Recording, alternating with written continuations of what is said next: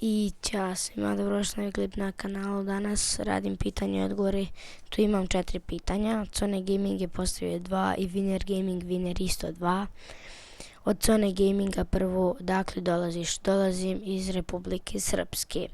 Drugo pitanje od ConeGaminga je da li ćeš snimati sa nekim prijateljima. Naravno da hoću u budućnosti, tamo negdje na ljeto ću snimati neke challenge, isprobavanja slatkiša i neke vlogove. Treće pitanje postavlja WinnerGaming Winner. On isto postavio 2. Da li ćeš igrati GTA 5? GTA 5 neću igrati zato što ne mogu, a imam laptop. Znači ja snimam na laptopu, čak možda i hoću.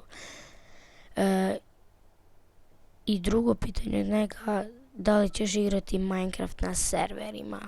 Hoću, ali malo kasnije, dok mi se poprave serveri, zato što serveri su mi nešto u popravci, ne znam šta mi se desilo sa njima. I pozdrav za sebe, WinnerGaming Winner. U deskripciji ćete imati linkove njihovih kanala, pretplatite se.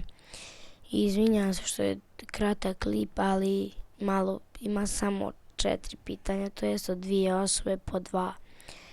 I mi se vidimo u sljedećem klipu, do tada ljudi moji, pozdrav.